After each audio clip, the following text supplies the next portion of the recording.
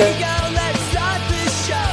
Steelers by the land. It's time to get ready.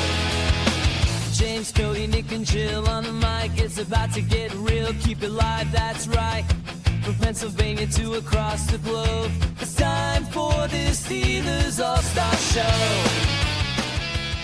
Welcome to the Steelers by the Lake podcast.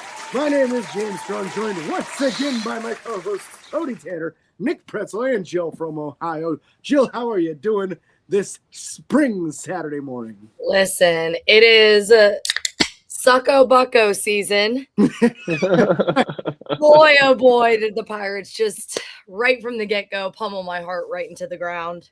So that was quite the start to this week, but we'll still rep them. Shout out Buccos. Let's go Bucks. I can't wait. I'm actually going to be at the home opener, so I'm very excited. Woo! Very excited. Nick, how you doing today? O'Neal Cruz needs to take a cruise because what he did to Paul Skeens was criminal. But in any case, He's back in his shortstop, out in the outfield. That's what I'm saying. But it is springtime. It doesn't feel like it's springtime out here. I'm looking at frosted windows this morning, so I am wrapped cozily in my Steelers blanket this morning. I'm ready to talk Steelers news and Cody's second mock draft. Speaking of, Cody, how are you doing this fine morning? I'm doing just peachy. Already got the 7 brew and the pup cup. Enjoying the morning without any frost today, actually. Already was outside, already went for the drive, windows down. So ready to talk mock draft, ready to talk Steelers. James, how are you doing today? I'm doing good, man. I'm ready for mud season to be over. It's a little annoying with so many dang dogs, but the tides are turning, man. My apple trees are starting to blossom a little bit already. So spring's here, and NFL draft season is here, and all the things that I love so much. So we've got lots to go over today. We've got the mock draft that Cody's doing for us today, which will be his second one of the season. We also have made a decision to start doing some mini episodes for you guys. If any of you watch on YouTube, Nick and I did a couple short ones for you last week. We're going to keep that rolling. We don't really have it 100% ironed out, how many, which week, all that stuff. We're going to try and get you at least one a week, maybe on heavier weeks, 2 a week, but we'll try to release those in the afternoon to get you a regular time on when to expect them. If they subscribe and ring the bell, they'll get notified when it goes out. I'm just saying. Yeah. I'm just saying. This is a fact because Jill was already watching the episode before I could even tell them that it was posted yet. So that's 100% a fact. And speaking of people who like and subscribe, I just want to shout out a couple of followers real quick before we get into the meat and potatoes. A recent addition to the family here, Jack Gardner on YouTube, made a really excellent point to us. We were talking in a previous show about who would run the tush push now that Connor Hayward's moved on. He did mention to us that Rico Dowdle has experience as a high school quarterback and has been an emergency quarterback for previous teams in the NFL. So it makes a lot of sense for him to be the guy in the tush push that receives the ball and pushes the pile forward. So shout out to Jack. That's an awesome point. That makes a ton of sense for him to be the man responsible in that particular role.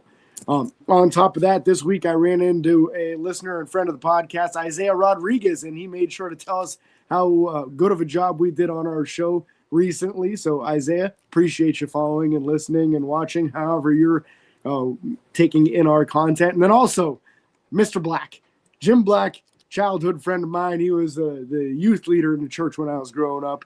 Big time Steelers fan. I talked to him all the time when I was young growing up in the church, talking about Steelers football and really kind of helped spark that passion for me. So I appreciate all of you commenting and giving us positive feedback. Even if you have negative feedback, let us know. We're going to try to be better about shouting you out for interacting with us on social media or in real life. So appreciate every single one of you. But we do have running backs to talk about right out of the gate here. Pittsburgh brings a new running back into town in Travis Homer, but is he more running back or more special teamer? What do you guys think? I think this is Caleb Johnson on notice. You know, they bring in a guy like this who's mainly a return specialist from what I've seen in his recent history. Doesn't have a whole ton of recent tape with the Bears as much as he did with the Seahawks. But, this is a return guy, so you figure you're going to see him a lot more on special teams. I believe he also has some experience blocking on punts as well. So pretty sure this is a little bit of a, hey, Caleb Johnson, get your butt in gear or else you might be seeing a little less field time. Yeah, I mean he's obviously is going to have the biggest chance to have an impact on special teams, given the fact that we just brought in Dowdle, we still have Jalen Warren, and I think Jalen Warren is the main person affected by this outside of Caleb Johnson, because this gets Jalen Warren off kickoff, and that's what you want. You want your number one, arguably number two. People are saying Dowdle's going to get the majority of the handoffs, but this gets Jalen Warren out of having to return kicks. That gets you someone else that can do it and do it well. And the key word there is homer. We want him to be hitting homers on those kickoff returns so our offense can have short fields. Yeah. Well, and then when I saw that we signed that, I questioned what that will look like for us in the draft. So are we going to still be looking for somebody who would kick return? Like I think about like Caden Wetjen, who is incredible with the kick return. But if we're signing somebody like Homer, is that something we'll address in this draft still? I mean, it was only a 1-year deal, right? So I could still see us drafting a running back or that special teams monster to fill that gap. But at least we have a temporary in the meantime. Yeah. For me, I kind of agree with what everyone's saying here. This definitely puts things on notice for Caleb Johnson. I think the fact that he wasn't just a return man, but a very successful one is a good sign. Pittsburgh absolutely has to get their starting running backs off of kick return duty. You can't keep on doing that. It's playing Russian roulette with your starting running backs, and I don't like it. That should be the back of the roster running backs. Now, the problem is Pittsburgh normally only rosters 3 running backs. Right. As of late, anyway. Does that mean that they're going to be a 4th one this year? Or does it mean it's going to be 1 running back and 1 wide receiver returning? That kind of was the plan for Caleb Johnson. He was supposed to be the return man, and it just didn't work out. Will he get another shot at it? Will we see a preseason where it's Travis Homer and Caleb Johnson returning kicks most games in an effort to see who's the best man standing? The last guy gets the roster spot. Might be Caleb's a better running back and Homer's a better return man. If that's the case, what do you do? Mm-hmm. And as of right now, I believe all the unofficial depth charts have Dante Kent marked as the punt returner. So that could be a guy that you might see doing that. Who knows? But I also do like Cody's point about homers. Hey, worst case scenario, if Homer doesn't work out for the Steelers, maybe we could send him over to the Bucks so that we can actually hit some homers and not lose the game. Well, we did in the 2nd inning, and then it fell apart. Yeah. Terrible. But no, I do wonder what the running back. I mean, I feel like a lot of this is a guessing game because we are under a new coaching regime. So it was so easy in years prior to see these signings and kind of have an idea of how Tomlin would utilize guys. And yes, we have McCarthy's previous coaching experience and we can look at trends that he did when he was coaching, but this is a new team with different coaching staff, different talent. So it's going to be preseason's going to be quite interesting, and even training camp, because I know he'll pardon me, he's still keeping it at Latrobe. So you can still go and look and see what he's doing to kind of give us an idea of what is to come this season. But lots of interesting moving pieces. Yeah, I think it's going to be exciting. It adds a whole nother level of excitement of what could happen in this upcoming preseason and just exactly how important it is. We know the top 2 spots are concrete, but now it feels like a giant question mark after that, but in a good way, because you've got competition between a couple of guys who excel in different areas. Moving on from that particular topic, we now know that Mike Tomlin has hired an agent, and the agent is someone who has represented some very high-end media characters as far as other guys that are in the broadcasting industry. So it sounds like Mike Tomlin's probably going to be on a television screen coming to you this upcoming season, likely. Can you really blame him if he only has to work a couple days a week and he'll probably make a couple million a year doing it? I'm just excited for Tomlinisms during games. Just to listen to it, things like, if I gave you all the ingredients to a hot dog, you wouldn't like it in the middle of a football game, or if my aunt had male parts, she'd be my uncle during a game. Just the things that come out of Tomlin's mouth to listen to him say those during random moments of any given NFL game is going to be an elite level of aura that I am so excited for. I think I would love to hear a Tomlin, Romo, and like those two together announcing a game would be phenomenal. No, I'm excited for it. I think he is the perfect person for that job. Um, and I think that it'll be cool to kind of see him transition into that next stage. We got to do the same thing with Cower. Maybe they bring him onto that show. I don't know, but I do hope we get him live commentating games, not just the analysis part of it, because I do think that in the moment he's going to have some really great things to say, whether Tomlinisms or not. He's going to do a great job at that. But I thought he was going to take a year off, but I guess not. Where I was at, I was like, You're off of coaching, you know? more up and down that he was taking a year off. But I find it interesting. Potential, we could shout out Steelers Depot for this because they made the connection of like with Tony Dungy potentially stepping away and Tom could take that spot. And that also was true with coaching where Tony Dungy stepped away and he recommended Tomlin to coach. So I'm like, interesting career parallels here. Yeah, it feels to me like it's more inevitable for him to be on a game day panel than as a play-by-play or a color analyst. I just feel like that's the way coaches go. All the former coaches that seem to be in the NFL analyst world are on a panel of 5 or 6 guys that you talk about pregame, postgame, and at halftime show. So I kind of envision that being the role that he ends up taking on. Because if he does go to an announcing type role, I mean, he'll be the first coach to do it.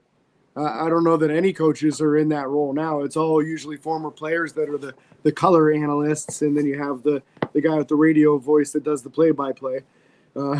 So I'm excited for it regardless. I think he's a very witty guy who's very, very quick on his feet. And I think that could really lead to some real interesting conversation. And maybe even he's going to be a little bit more open with some things. You know, he's always been kind of tight-lipped on criticizing certain teams or even his own teammates, and you might be able to get a little bit out of him. Yeah, imagine him breaking down what went wrong in a Steelers game and throwing people under the bus that he's never thrown under the bus. I'd be here. And getting a little bit of how did he really feel, and he was just protecting the players all along and being like the good leader and being the good coach. And now he doesn't have to do that. So let's throw a few guys in the fire and watch it burn. Who knows? It could be really entertaining. Spill that tea, Tomlin. Right. So, I mean, speaking of tea, a great place to drink tea is at the Edinburgh Hotel Bar. Oh, my. Good friends of ours, supporters of Steelers by the Lake, include the Edinburgh Hotel Bar, located at 100 Meadville Street in downtown Edinburgh, offering daily lunch and dinner specials from 11 a.m. to 2 a.m. For more information, call 814-734-5103 or visit edinburghhotelbar.com. Have a good raspberry tea there. Love the Edinburgh Hotel Bar. Definitely will probably be making an effort to stop by there one of the opening nights of the NFL draft. Probably going to be trying to be going live on this podcast for a lot of the picks. Might see me and James hanging out together for some of those picks on day 3. So we'll see how it goes. But definitely look for that short content as well as we try to give you some live reactions to who we do end up picking. Now, speaking of who we're going to picking, I got to get my energy levels up to be ready for what Cody's about to do for all of us here on his mock draft 2.0.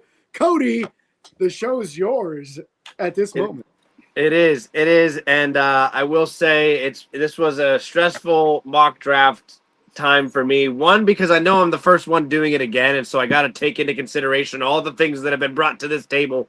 And then also the fact that things are changing in the NFL, that things are changing with the ratings on the players in the draft. Things are coming out with different foot injuries and other guys dealing with stuff or whatever. And so everything's changing. You do the mock draft now, and it's drastically different than what it was 2 or 3, 4 weeks ago.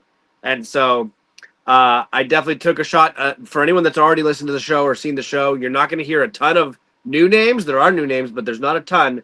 But I am very excited to go over this draft, and we're going to start off with the first pick.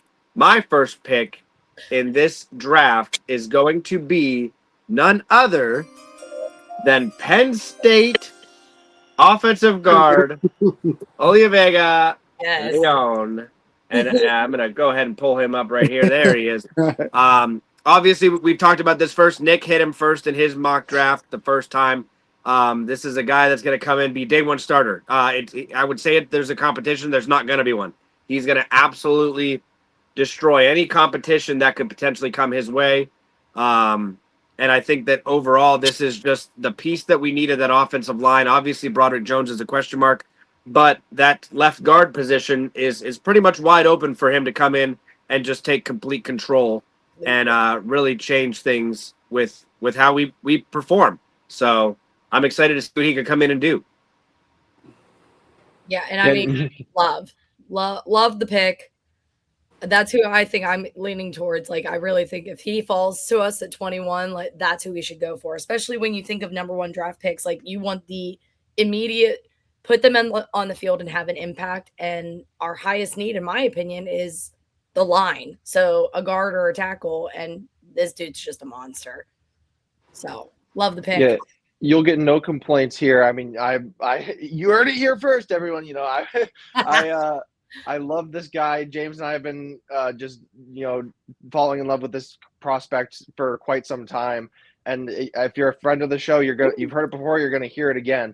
But this guy has such a high floor. You often talk about drafting guys that have a high ceiling. This guy's floor is so high that you're like incredibly comfortable with running that pick in, just because you know what you're getting in this guy. He's a character guy. He's a stud on the offensive line, and he's going to go out there and perform day one like a monster up front there and increase the youth and honestly power on this very young and impressive offensive line.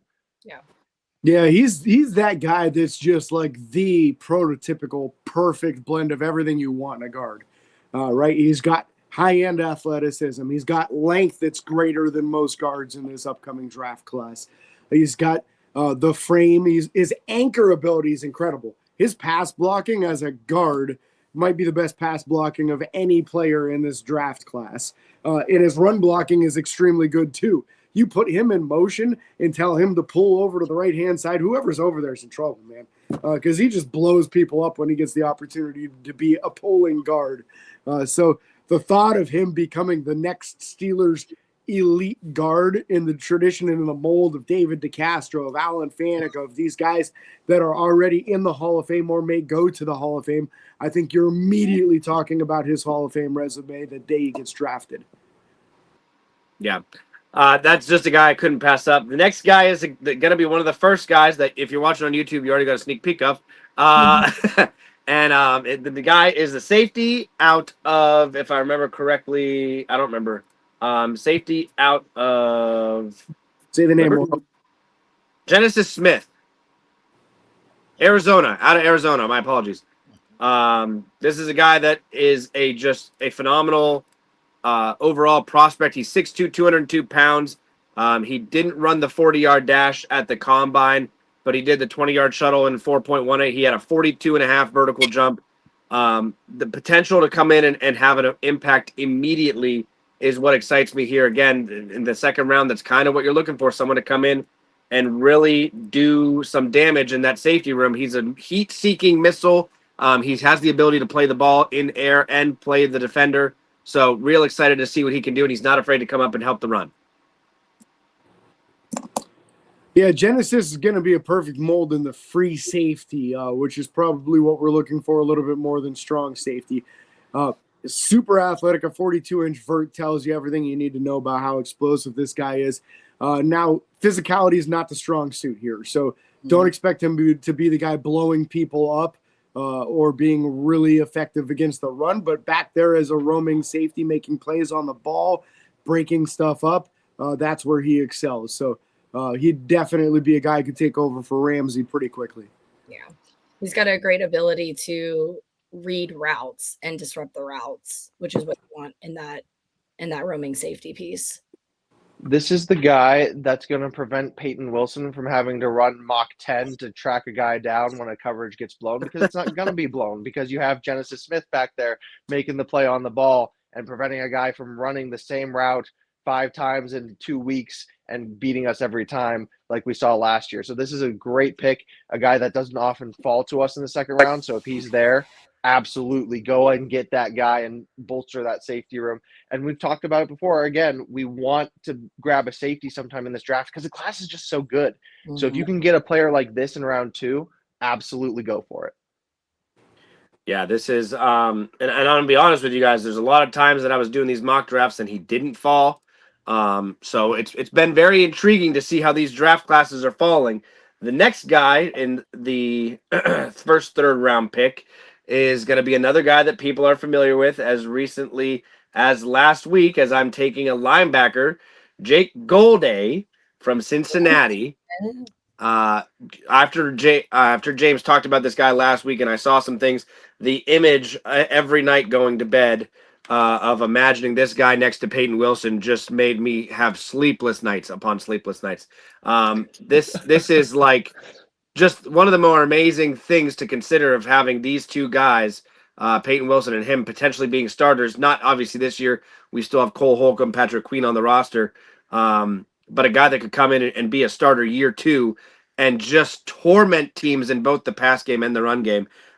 Really, really, really excited for this. He's a freak athlete with freak size, man. Obviously, I'm a fan of him, or I wouldn't have mocked him last week, right?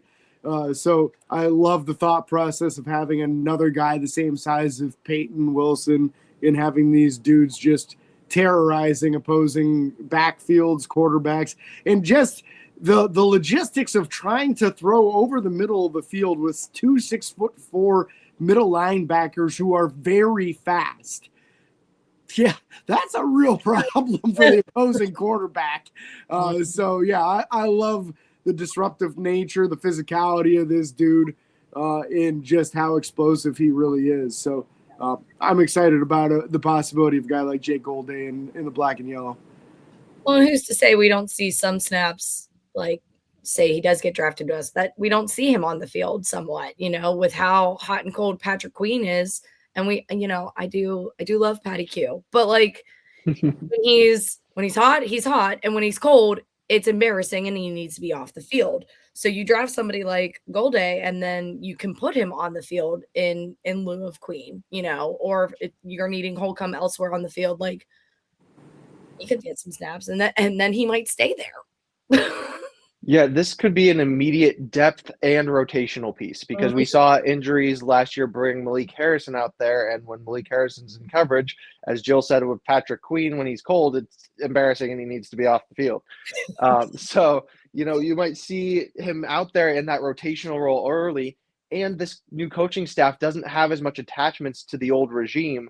So whether or not we start seeing more of these draft picks who are their guys as opposed to the guys that are there before, I mean, yeah, you've still got Omar Khan and Art Rooney in that front office, but when it's game day, it's all the coaching staff in the driving seat. So we'll see how that all plays out. But a guy like this could make a lot more of a splash on day one than he might have in a previous coaching staff. I just came to a realization before you tell us your next pick, Cody, that this would fulfill something that I've been asking for since last season. Once they drafted Y.A. Black, I said, we got a real opportunity here.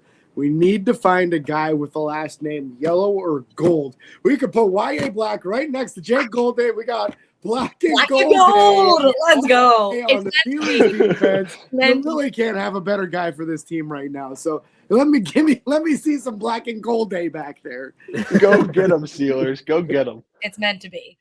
Well, so I'm obviously giving shout outs where shout outs are due. Nick got the first shout out with my first draft pick. The second one was on me. James got it with the third. So now it's time to go to Jill. In the second pick in the third round, we're going Zachariah Branch. Yes. The number of times that he goes before this pick is insane. Again, this is the type of receiver, the small quick, agile, ability to create separation guy that Pittsburgh is lacking right now.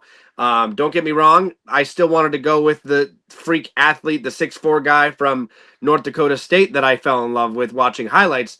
But I can't ignore the fact that this is the missing piece that Pittsburgh is struggling with right now. This is the George Pickens to some extent. Obviously, George was taller. This is the Antonio Brown. This is the freak athlete that's just going to come in and make plays. And I'm ready to see Zachariah Branch in the black and yellow because this man is a freak of nature, going to make every defense hate us having 3 wide receivers on the field because you either got to be watching out for the 6'4" guys that are going to jump over you and run you over, or you got to watch out for the guy you can't catch. So very exciting. What an offensive threat. You have DK and Pittman out there who are, like you said, Cody, like huge. And so you put them and they're out there, maybe they're blocking guys. You open up Zachariah Branch, who is just lightning quick, is able to cause that separation because he's so fast.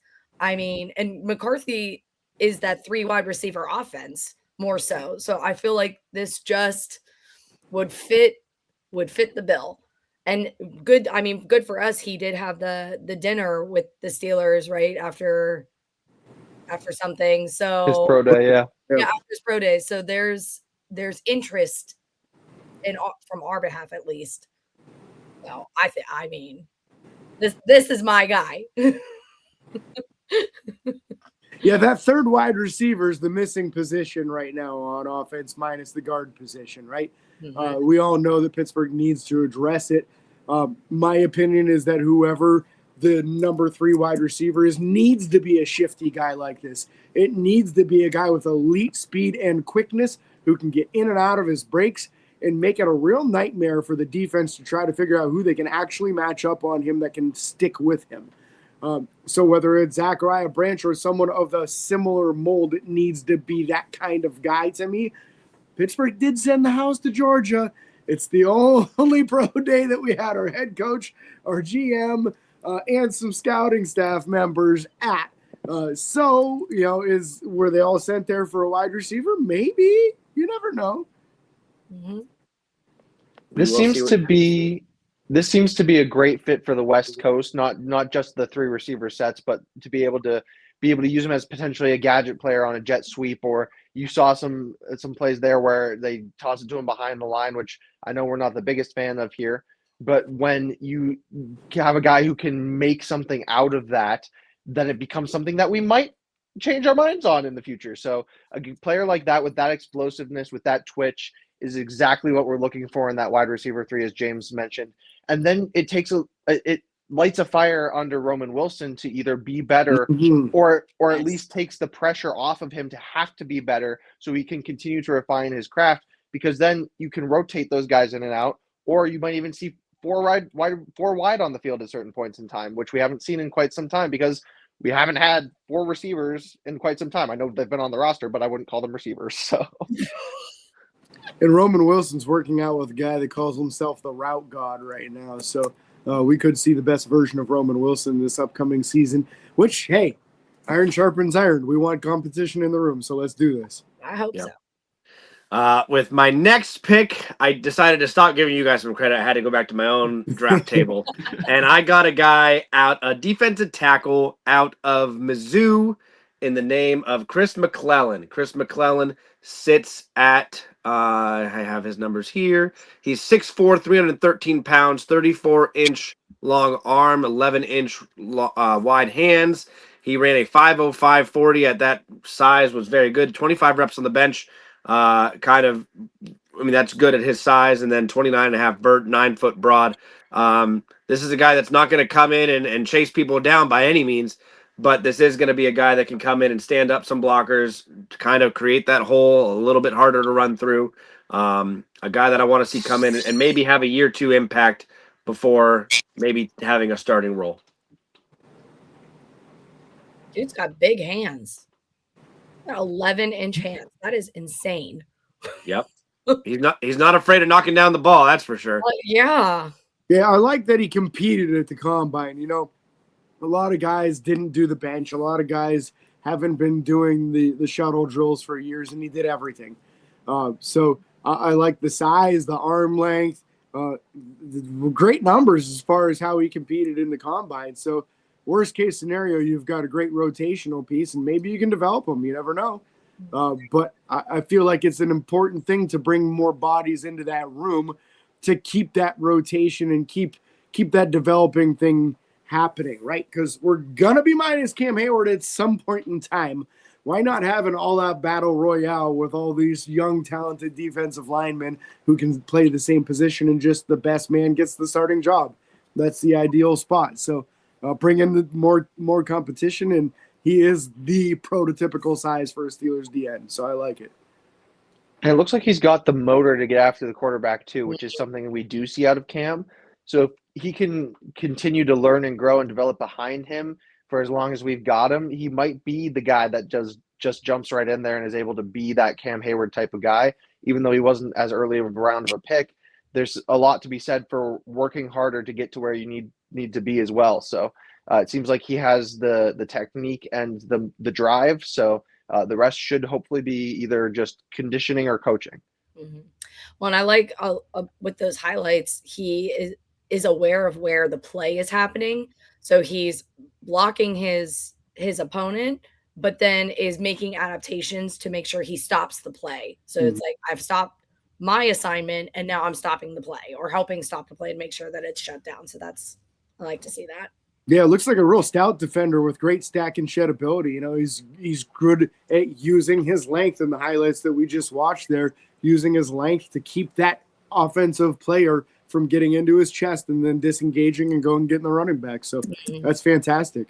Yeah. Going back to the draft board and taking one again from Mr. James himself here, I'm going cornerback in the next pick, and that is one name, Ephesians Prysock. And so I'm finishing the Bible guys right now. We got Genesis earlier. Here's Ephesians. Just missing Hezekiah Masses. I don't think we're gonna find him this year. So this is a guy that I think will come in and have immediate impact. I think the guy could easily be, the number 3 wide, or the number 3 nickel corner, and even be a rotational piece if guys need to come off or injury related things happen. This is a guy that I think we could trust to come in and not be an absolute liability. He's fast, he's lengthy. His 40 time was a 4.45, very quick, 39-inch on the vert. Just a guy that I think is going to come in and not absolutely get toasted and burned the way we've seen some of our secondary get burned in the past. Mm-hmm. Got to get a developmental piece in there at corner. That's something Pittsburgh struggled to locate in the draft outside of Joey Porter Jr. for a long time. So I love the thought of a young man like Ephesians Prysock with that incredible arm length and height and very good speed. Mm-hmm. Man, it's the kind of guy you want to work with. So let's get him in the room and let's start working on him. And he doesn't have to have the pressure of, I've got to be the starter day one. He gets to sit behind Jamel Dean and Joey Porter Jr. and learn from those guys. And then hopefully take over the starting role in a year or two. Mm-hmm. Last year, my biggest complaint was not addressing the corner room.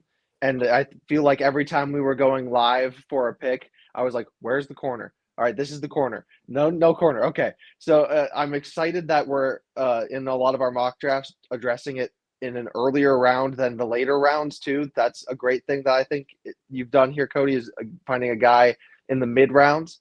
And also finding a guy of this size, because a lot of the top corners in this draft class are either average sized or have little Tyrannosaurus arms, as if you're watching on YouTube, James is mimicking or miming up in the top corner there. But yeah, just small hands, small arms. And so you're not seeing a lot of those guys that have this prototypical size that are larger and able to kind of play a little bit of bully ball, as we like to often see in our corners. So this is a guy who fits that mold.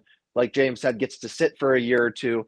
And I think that's the best strategy for a mid to late round corner if you want to find a developmental piece. And this guy has shown the flashes and shown the promise. So taking him here, I think, is amazing. And a guy like his size too. Yes. Next pick at 135 is going back to my draft class, and a guy that Pittsburgh sent their quarterback coach to, Cole Payton from North Dakota State. This is a guy that I just am very excited about seeing the competition that he could have. Don't get me wrong, I'm still drastically on board with the Will Howard project. Not that I even think it's going to be a massive project. The guy's a winner, the guy's a competitor, but you got to have people in the room. You got to have bodies. And this is a guy that I think could come in and immediately push Will Howard to be the best he could be. Whether or not Aaron comes back, I mean, he could learn under Aaron for a year. I'm still up in the air whether I want Aaron back, to be honest. I've heard he's asking for more money. That's a whole nother conversation. But this is a guy that I think could come in and absolutely show some flashes in mini camp, at training camp, at Latrobe, and even in preseason. So excited to see what this guy can do. Yeah, Pittsburgh's not scared of a small school kid, right? I mean, that's how it worked out for them for the best quarterback in franchise history was a small school kid. So it's absolutely something on their radar. Like Cody mentioned, they sent the quarterbacks coach to his pro day, for crying out loud. There's no better indication that they're interested in the quarterback than sending the quarterback coach out there. So definitely something we should be keeping an eye on. The question is, how high does he go in the draft? I think he's going to probably go closer to third round is my guess, because of so many guys not having the potential that a kid like this has. His only question is the competition level, and I'm not so concerned about that because he has the height, he has the athleticism, he has the arm strength, and he has shown a lot of good tape of having a pretty accurate arm also. So if the only question you have is how tough was his competition, I'm not so concerned about that. It's so nice watching highlights of him almost getting tackled and escaping it. It is the last time we saw that in Pittsburgh. Ben, but it didn't look as fluid. I can promise you that. Josh Dobbs in some preseason games. Okay. Yep, that's another one. Sure. The next guy we're picking up here is, I'm going back again, giving a shout out to old James here. Offensive tackle out of Miami, Markel Bell. Just a massive dude that could come in and have an immediate impact, especially if Broderick Jones' injury and surgery doesn't go as well as we wanted. Markel Bell, again, I mean, the huge size of 6'9", 346 pounds. I mean, we better hope the quarterback can see over this dude. I don't know. That's the only downfall or concern, I guess. But imagine this guy going out and pulling with the guard from Penn State and being out in front of a screenplay with Zachariah Branch. I mean, that guy's going to get walked in the end zone with Pittman and DK and these guys. So just another big boy that we can mold into something really special. He ran a 5.36 40, which at that height and size was very impressive. We talked about that last week when James shared him on the mock draft. So Markel Bell, offensive tackle, what you guys think? Yeah, this is a guy I'm very quickly wanting to add to the list of my guys if we end up doing another mini show. Shout out to our mini episodes. Go check them out. But quickly becoming a guy that I want to see the Steelers come away with if he's still available in the later rounds, because he's such a value piece. You mentioned the size. If we can get those types of screenplays, it also frees up the running game too. You get Rico Dowdle and Jalen Warren behind a guy like this, and they're springing holes and taking off down the field. So we've been talking a lot about maulers this year, and this guy is one of those maulers. He's a big dude, and with all the offensive line coaches we have on this roster, you don't feel too bad about taking a later round offensive guy, especially if his only knock is a little bit of technique that can be coached up. Please go run the card in. Yeah, I like the thought process of getting a guy that's he's a mountain of a man. Let's call it what it is. This is like a 1 in a million type of human being. Even the length, a 36-inch plus long arms, that's unheard of. That's extraordinary length. So, yeah, you got to feel really good about having him as a backup tackle to start things out. Can he develop into a starter? I think he has the potential for that, especially with the coaching staff that we have assembled. We've got some tremendous offensive line coaches at Pittsburgh now, and I love the thought process of a guy like this who could get to sit maybe for a year or two and develop into that, work on his hand, work in his footwork and his placement and all that stuff. In the meanwhile, maybe we put him on the kick block unit, right? 6'9" with 36-inch arms. Let's put him out there in the middle next to Y.A. Black And let's see how many kicks we can block this year. The only guy that can make Darnell Washington look like a normal human being. Very true. Truly. Um, About Bell is I don't think he has any reported injuries. So I don't know if there's unreported injuries, but that's at least nice for the overall health of somebody in the draft to have no reported injuries. And man, the pass defending is just going to be elite with somebody like him on the line. And he is so strong, like he's just tossing defenders aside. It's like, get out of my way. The next guy is, I'm going right back to James. I'm appreciating his draft class. We're going to go with linebacker Bryce Bocher out of Oregon. Dude is, I mean, he's a freak. He's a freak of nature, 6'1", 233. He didn't perform at the combine, but he's just an absolute dog. And the biggest thing for me with him is there's no way you don't see immediate special teams impact from a guy like this. And that's all you're looking for out of the later guys like this, is someone that can come and be a body in practice and a body on special teams. This guy would probably lead the team in tackles on special teams easy. Just a guy that I think can come in and be a rotational piece, even there playing the pass. If you watch it on YouTube, it's a guy that if the same thing we talked about with Jake Golday, if we get an injury situation, this guy's got to come in off the bench. I'm not that concerned about getting completely torched or burned in the run game or the pass game. So, yeah, with Miles Killebrew and Connor Hayward leaving in free agency, you're going to see a need on special teams for this team.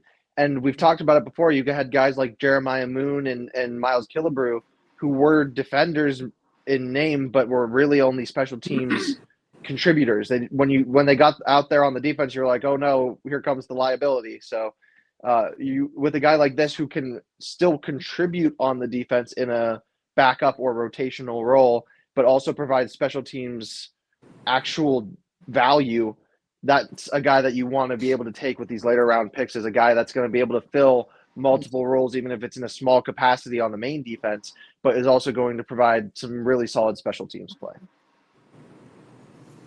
Yeah, obviously, I'm a big fan of Bryce's work. He's got some great tape out there as an elite ball magnet kind of guy.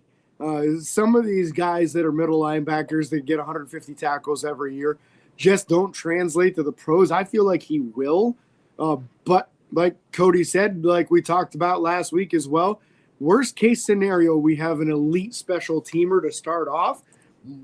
If he works his way into the starting lineup, I'd feel very comfortable with it because he would be outperforming Peyton Wilson, Jake Golday, Patrick Queen.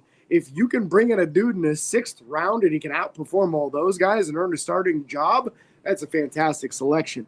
But yeah, I think worst case scenario, you got a Tyler Matakevich on your hand, which I was a huge fan of Tyler Matakevich. He made so many tackles. Used to always joke around with the wife that he was number 44 in your programs, but number 1 in your hearts. So Bryce Boecher could take that over real quickly. the next guy on my list, again, like I told you guys, I'm giving you guys a lot of credit for people you've brought to the table. We're going back to, I'm trying to find it before I say it. We're going back to Jill's draft and getting the tight end, the Swiss Army knife tight end, Dan Villari. Yeah. I said it whenever she showed him on her draft, and I said this is a guy that's just a freak athlete, a Swiss Army knife. You can put him in any position. You want to talk about having trickery or being able to make mismatches. This guy gives you that opportunity right off the bat. This is a number 3 tight end that you actually want to play fairly heavily. This would add a great rotational piece to the tight end room in general with his ability to catch the ball. And then also his ability to pass and run. I mean, in the Wildcat here on YouTube, again, running for a freaking 4-yard touchdown, stiff arming a guy.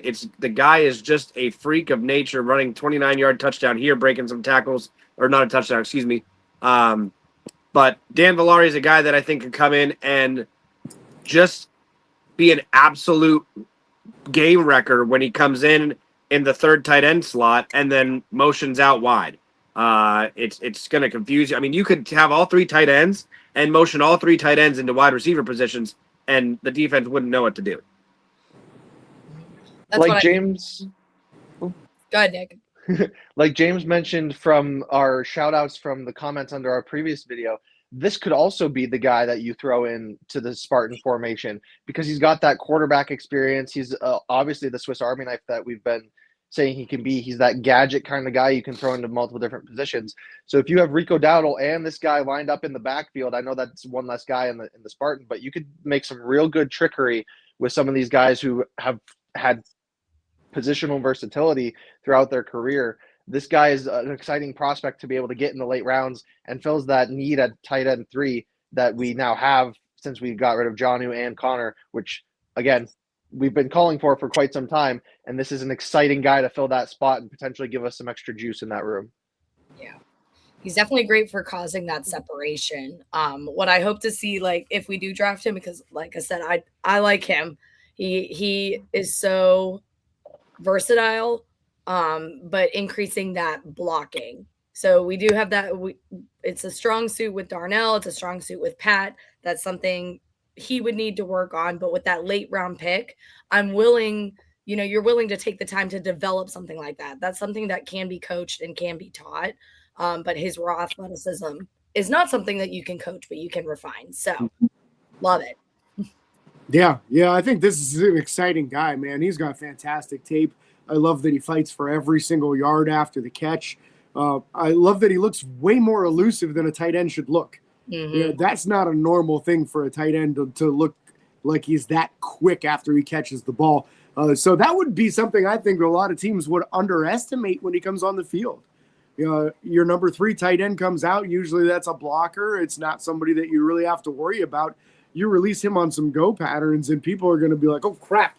And you're going to have 2 or 3 people react because he just ran right by them. And that's going to open up a lot of other things in those short yardage situations if you're able to send a guy like that vertically, because it will cause a reaction from the defense. So I'd be really happy about a guy like this. You might even be able to use him as a fullback, and it'd probably be a more effective one than Connor Hayward was. Yeah, I'm going back to my draft board again here. I'm taking a guy that I took last time in Toriano Pride Jr., the cornerback out of Mizzou. Again, I'm just looking for the pieces that I can mold into something. The piece of clay. This guy has amazing speed. 5'10", 185 pounds, ran a 4.3 240. You want to talk about Jamar Chase, Zay Flowers, some of these fast guys. Sure, Joey Porter can go up against him, but what happens if Joey gets injured? This is a guy you can throw in and say, hey, just don't get beat deep. And I'm not worried about it. So this is a guy that I'd be excited to see come in and have some playing time, special teams even. Not sure what else we do, but maybe not even get massive playing time until year 3. Who knows what cornerback room will look like then. So a guy that I think we can come in and potentially mold into something more. Yeah, you want that room to get younger, and bringing in 2 guys that can compete and also potentially sit and learn. You wonder if they'll have room for them on the team, but maybe they're a practice squad guy and you hope they don't get poached, or you poach them back if you can. So definitely a guy you want to have around, because that backfield is not getting, or the secondary, I should say, is not getting any younger. So Jamel Dean is approaching his 30s rapidly. Ramsey's getting up there. So you want to have some more youth and some guys who can sit and learn and address those needs early, because we talk about it with the Eagles a lot. They draft positions ahead of the need, so that by the time the need comes, you've got a guy who can slide right into that role. This could be one of those guys, and in a late round flyer, that would be a great thing to have. The Al Davis of our mock draft strikes again. If you've got a fast 40-yard dash, Cody's got his eyeballs on you. I do. I really do. Doesn't get much faster, but we talk about this a lot when you're taking shots at guys late round. There are certain things that can't be coached. Speed's one of them. So if you've got the speed and you're available in a late round, I like to trust my coaches to be able to teach you the technique.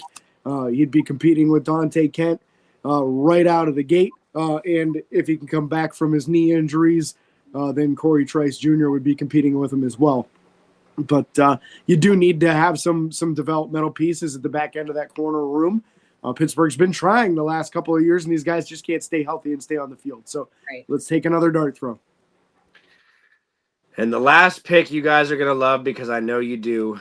And it's going to give a shout out to two of you guys that have already talked about him. It is a guy that, again, is fast. He's a freak of nature. He's going to be able to come in and have an immediate impact in nothing, if nothing else, special teams. Caden Wetjen, the wide receiver out of Iowa. Again, a lot of my guys look good in black and yellow already, so that's a plus. I'm just saying. This is a guy that is going to come in and immediately be the returner, potentially with Homer. You know, there's two kick returners back there. Maybe this guy solidifies that kick return room. And Jalen Warren, Dowdle, anyone else potentially is off that list. They don't need to be back there anymore. And who knows? Maybe he develops into an effective wide receiver down the line. But you don't need him for that right now. And that's exactly how we started AB. AB was strictly just a returner, and then we realized he's a freak of nature athlete, and he turned into more on the receiver room. But this is a guy that I would love to see Pittsburgh draft. I don't know if he's going to be available, honestly, in the 7th round at all, let alone that late. So we'll see what happens, but I love the pick. Yeah, so do all of us, right? I think this means all 4 of us have now marked Caden Wetchen in one of our mock drafts. Not me. Not Nick. Nick the lonely man out. Okay, yeah. So I mean, this is 3 of the 4 of us that have mocked him. And if you're watching on YouTube, you see exactly why. An electric, explosive return man who just really hasn't had much opportunity at wide receiver. And I would say the reason he hasn't had much opportunity has been because the offense has been so pedestrian at Iowa. So get him with a coaching staff that's passing focused, and you might even be able to develop this dude into a slot receiver who could really make some noise for you. So I love the thought of a guy like this playing for the Steelers, and I agree, Cody. I think there's a chance you might have to go a little earlier. But our mock draft's letting us do it this late, so we're going to take advantage of it and take the opportunity to try to get one more right on our mock drafts. Yeah. I mean, we all know how I feel about him. I love this guy. I really do think the more, once more mock drafts are going and people are taking interest and we see more I don't know, they didn't have their pro day, did they? Pro day schedules are so I'm not sure hard to keep up with. I'm not gonna lie, but I feel like the more notice that he gets, especially with that special teams, just literally amazing work that he does on special teams. I don't foresee him staying that late. I think it's going to be earlier rounds, and even in some of the mock drafts I've been seeing for the Steelers just out on the internet, they're mocking him in round 4 and 5. But with the NFL mock simulator, he's been able to be that last pick for us. I think he, especially with this McCarthy offense with the pass focus, I do think he could potentially be developed into a receiver more than beyond just his special teams capability. But we talked, even when we talked at my draft and we talked during James's draft, we have needed somebody who is a kick return, punt return, beast. And I mean, the last time we had that was Juju Smith-Schuster. So that's just embarrassingly too long. Yep. And so this would fit the bill, and we would be quite the complete team on paper. If we taking all of these picks, we look very complete. Well, yeah, if he's there, steal of the draft, man. Yeah, absolutely. I mean, even Dan Villari is titled the 270th player on the board, but he's going earlier than that. A lot of these players are getting drafted out of order based on teams' needs and things like that. This was the mock draft I did this morning, and it finished at 4:35 a.m. So for anyone watching or listening, we're committed to getting the content anytime we can, and sometimes I have sleepless nights and just got to keep doing it. So it's an exciting time. If you guys want to share your draft with us, feel free to send it to us in DM on social media or comment on the video if you're watching on YouTube or anywhere else. We'll take comments or DMs anywhere. But it's just been a fun time, and I'm the first one to do their second mock draft, so they're only going to get better from here. We don't know who's going next week, but we will find that out. Nick, want to send us home? Yeah, if you're up late at night thinking about Jake Golday and want to do a mock draft, send it to us. Also, I don't think you guys are ready for this sign-off. We cannot thank you enough for listening to us here at Let Me Copy Your Homework, but make it different so that the teacher doesn't notice by the lake. If you could, please drop a follow on Facebook, Twitter, TikTok, Instagram, and YouTube. Subscribe, ring the bell. Oh, and Spotify. Subscribe, ring that bell. It does not cost you a thing. Get notified like Jill. We want to be hearing your comments before we even post the notification on Facebook. Don't forget the 5-star reviews on Apple Podcasts. Make James and the rest of us very happy. And until next time, these are your hosts, Nick, Cody, James, and Jill, signing off. Peace.